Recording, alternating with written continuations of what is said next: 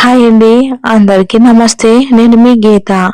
నా Raavan part 88. Door తెరుచుకుని వచ్చి ఆయన ముందు నిలబడి చూస్తున్న వ్యక్తిని చూసి అప్పటిదాకా మూగగా రోదిస్తూ దుఃఖాన్ని దిగమింగుకుని ఆయనకి ఇంకా దుఃఖం ఆగనంటూ ఒక్కసారిగా బయటకు వచ్చేసి చైర్లో నుంచి లేచి ఒక్క ఉదుట్ల ఆ వ్యక్తి దగ్గరికి వెళ్ళి హత్తుకుని ఆయన దుఃఖాన్ని ఏడుపు రూపంలో బయటికి పంపించడానికి ప్రయత్నిస్తున్నారు. ఆయన కంటే ఇంత ఎత్తున బలంగా అందానికి అసూయ పుట్టేలా ఎంతో అందంగా ఉన్న తన కొడుకును చూసి ఒకవైపు మనసు నిండిపోతున్నా ఇంకొక వైపు ఇంతటి అపురూపమైన వజ్రాన్ని ఇచ్చిన ప్రేమ ప్రాణంతో లేదు అన్న బాధ ఆయననే కృంగదీస్తుంది. ఏదో అడుగుదామని వచ్చిన సిద్ధుకి సుమంత్ బాధపడుతూ ఏడుస్తూ ఉంటే ఎక్కువసేపు ఆయన మీద కోపం పెట్టు చూపించలేకపోయాడు సిద్ధు. ఆయన ఎందుకు అలా బాధపడుతున్నారో తెలియక లోపలే కంగారు వచ్చేసింది సిద్ధుకి తండ్రి గురించి. ఇక ఆయన ప్రేమకి ఎక్కువసేపు దూరం ఉండలేక సిద్ధు కూడా తండ్రి చుట్టూ చేతులు వేసి గట్టిగా హత్తుకున్నాడు. హద్దులు లేకుండా పోయింది. ఆయన కూడా ఇంకా గట్టిగా కౌగిలించుకుని అలాగే ఉండిపోయారు కొన్ని క్షణాలు. ఆయన ఊపిరి తీసుకుంటున్న విధానాన్ని బట్టి కొంచెం స్థిమిత పడ్డారు అని అర్థమై ఆయన్ని దూరం జరిపి కుర్చీలో కూర్చోబెట్టి వాటర్ తాగిస్తాడు. సిద్ధు చేస్తున్న చిన్న పనికే ఆయన ఎంతో మురిసిపోయారు. తండ్రి పూర్తిగా కూల్ అయ్యారు అనుకుని ఇంకా సిద్ధు సైలెంట్ గా ఉంటాడు. మళ్ళీ కొన్ని క్షణాలు ఇద్దరి మధ్య మౌనం. సిద్ధు తండ్రి వైపు అసలు చూడకుండా దిక్కులు చూస్తూ ఉన్నాడు. సిద్ధు నకరాలు చూస్తున్న సుమంత్కి మహతి గుర్తుకు వచ్చింది ఒక్కసారిగా. ఆయన మీద ఆవిడ అలిగితే కోపంగా ఉంటే ఇలాగే బిహేవ్ చేసేది మహతి. ఆయన వైపు చూస్తే ఆయన ఇన్నోసెంట్ ఫేస్ చూసి కరిగిపోయి ఎక్కడ మాట్లాడాల్సి వస్తుందో అని మహతి ఆయన వైపు చూడకుండా దిక్కులు చూస్తూ ఉండేది. సేమ్ సిద్ధు కూడా అలాగే బిహేవ్ చేస్తూ ఉంటే ఒకేసారి బాధ మహతి లేదు అని మళ్ళీ సిద్ధుని చూసి ఆయన పక్కన నిలబడి ఉన్న సిద్ధు చేయి పట్టుకుని లాగి ఆయన ఒడిలో కూర్చోబెట్టుకుని బొగ్గ మీద నుదుటి మీద ముద్దు పెట్టుకుంటారు. తండ్రి చేసిన దానికి సిద్ధుకి చాలా ఆశ్చర్యంగా అనిపించింది. ఆయన వైపు అలాగే బ్లాంక్ గా చూస్తూ కొంచెం సేపటికి తేరుకున్నాడు. ఆయన అలా చేసేసరికి సిద్ధుకి నవ్వు సిగ్గు ఆయన మీద ప్రేమ అన్నీ కలిపొచ్చాయి. తండ్రికి ఇబ్బంది అవుతుందని లేవాలని చూస్తున్న సిద్ధుని కదలకుండా పట్టుకుని కొంచెం సేపు ఇలాగే కూర్చో కన్నా అంటారు. ఆయన చిన్ని కన్నా అన్నప్పుడల్లా అతని మనసు మేఘాలలో తేలిపోతుంది. తన తల్లి కూడా ఎప్పుడు మాటకు ముందు కన్నా చిన్ని కన్నా అని తన వెనుకే తిరిగేది తన తల్లి. ఇప్పుడు తండ్రి కూడా అలాగే పిలుస్తూ ఉంటే అతనికి ఎంతో ఆనందంగా ఉంది. అలా పిలిచినప్పుడల్లా తన మీద ఆయనకి ఎంత ప్రేమ ఉందో ఆ పిలుపులోనే తెలుస్తుంది. యూత్ లా బిహేవ్ చేయకండి నానా, మీకు ఇబ్బంది అవుతుంది. I'm a not a ఫడీ 50 kgs 95 kgs అని అంటాడు. ఓ హలో, నేను కూడా 50 kgs ఏం కాదు 80 లేవు అని కొడుకు రూపాన్ని కళ్ళ నిండా చూసుకుంటూ నువ్వు నన్ను నానా అని పిలిచావు అంటారు ప్రేమగా.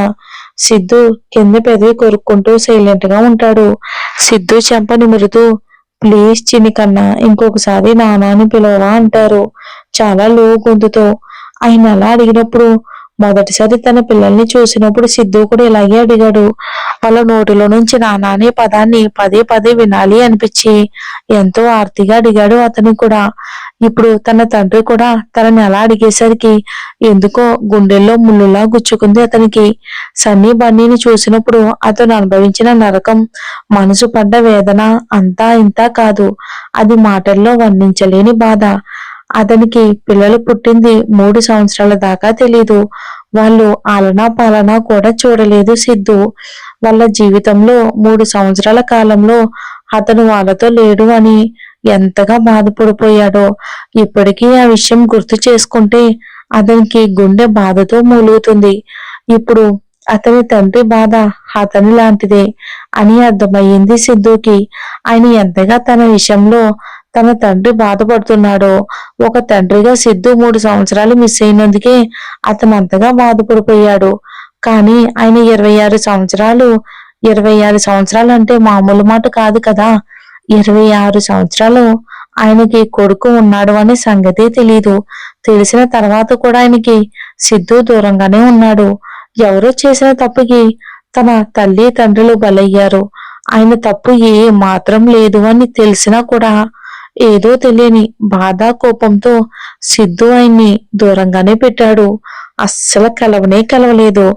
ఆయన అతి మంచితనం చూసుకుని కొందరు మనుషులు తన తల్లి జీవితంతో ఆడుకున్నారు అని సిద్ధు కోపం అన్నమాట. అది తన తండ్రి తెలుసుకోలేకపోయాడు ఇప్పటికీ కూడా అని ఆయన మీద కోపం సిద్ధుకి.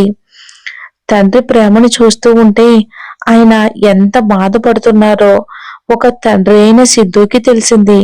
ఇంకా ఎవరి మీద కోపం తండ్రి మీద చూపించలేక ఆయన మెడ చుట్టూ చేతులు వేసి సారీ నాన్న అని అన్నాడు బాధతో.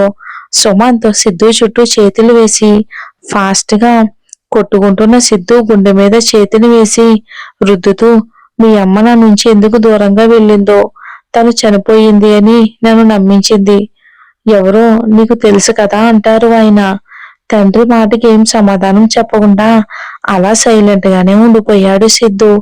ఆ సైలెన్స్నెస్ లోనే అతనికి తెలుసు అని అర్థం అవుతూ ఉంటే, సరే చెప్పకు, నీలోనే దాచుకో, కానీ నాకు తెలిసిన రోజు వాళ్ళు ఎవరైనా సరే నిర్దాక్షిణంగా చంపేస్తాను. నా మహతిని నా నుంచి దూరం చేసిన వాళ్ళకి నేను ఎప్పటికీ వదలను.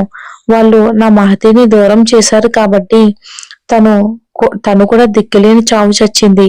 నువ్వు ఇన్ని సంవత్సరాలు అనాదిగా బ్రతికి ఎన్నో కష్టాలు పడ్డావు. అదే నా మహతి నా దగ్గరే ఉంటే ఎంతో భద్రంగా నా గుండెలో ఒదిగి ఉండేవాడివి క్షేమంగా. ఇదంతా జరగడానికి కారణమైన వాళ్ళు ఎవరో తెలిసిన రోజు నేనేంటో చూస్తారు అంటారు. సిద్ధు మనసులో, వాళ్ళెవరో తెలిస్తే మీరు తట్టుకోలేరు నానా. మనమంటే ఎంతో ఇష్టం ఉన్నట్టు, మనమంటే ప్రాణం అన్నట్టు ప్రేమగా చూసుకునే వాళ్ళే మనల్ని వెన్నుపోటు పొడిచి మనల్ని అన్యాయం చేశారు అని తెలిస్తే మనం తట్టుకోలేము. మీలాంటి వాళ్ళైతే అస్సలు తట్టుకోలేరు అని అనుకుంటాడు సిద్ధు మనసులోనే.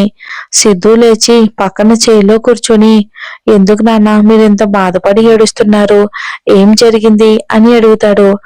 అతను వచ్చినప్పుడు తన తండ్రి ఏడుస్తూ ఉండడం చూసి సుమంత్, నువ్వు చేసిన పని నాకే మాత్రం నచ్చలేదు చిన్ని కన్నా. ఎందుకని ఇలా చేశావు? అంటే మాతో పూర్తిగా ఏ సంబంధం లేకుండా తెంచుకోవాలి అనుకుంటున్నావా అని అంటారు మళ్ళీ బాధపడుతూ సుమంత్ గారు. ఇక అలా చేస్తే ఈ గుండె ఇక తట్టుకోలేదు నాన్న. నువ్వు పూర్తిగా మాతో బంధం తెంచుకుంటే ఈ తండ్రి ఉన్నా చచ్చినట్టే అంటారు.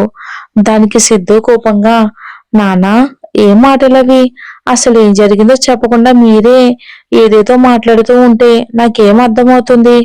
అయినా నేను మీతో బంధం తెంచుకుంటున్నాను అని మీతో చెప్పేనా అంటాడు సిద్ధు బాధగా. లేదు అని తమ్ముడు, చెల్లెలు, మరదలు పేరు మీద ఎందుకు రాసేసావు అంటే మరి దాని అర్థం ఏంటి అంటారు ఆయన. అంటే ఈ విషయం మీకు ఎప్పుడు తెలిసింది అని అంటాడు. లాయర్లు వెళ్ళి ఆస్తి కాగితాలు అన్ని వాళ్ళకి అప్పగించేశారు అని అర్థమవుతుంది అప్పుడు సిద్ధుకి. అవును, నాకు ఇవాళే తెలిసింది. అదే నువ్వు ఇలా చెయ్యాలి అనుకుంటున్నావు అని. కానీ నాకు ముందుగానే తెలుసుంటే ఇలా ఏమాత్రం జరగనిచ్చేవాన్నే కాదు. మార్నింగ్ లాయర్లు వచ్చి దస్తావేజీల్లో అన్ని కూడా ఇచ్చి వెళ్ళారు. ఎందుకు నాన్న, ఎందుకు ఇలా చేసావు అంటారు. అమ్మ సిద్ధాంతం మీకు తెలుసు కదా నాన్న, ఏదైనా సరే మనం కష్టపడిందే మనం తీసుకోవాలి అని చిన్నప్పటి నుంచి నాకు అలా చెప్పే పెంచింది. నేను కష్టపడింది నా దగ్గర లెక్కలేనంత ఉంది. ఇక మీది తాతేది నాకు అవసరం లేదు. అది వాళ్ళని తీసుకొని ఇవ్వండి నాన్న. అది నీ హక్కు నాన్న. ఈ ఆస్తి కూడా నీదే. దాని మీద నీకు నీ పిల్లలకు పూర్తి హక్కులు ఉన్నాయి.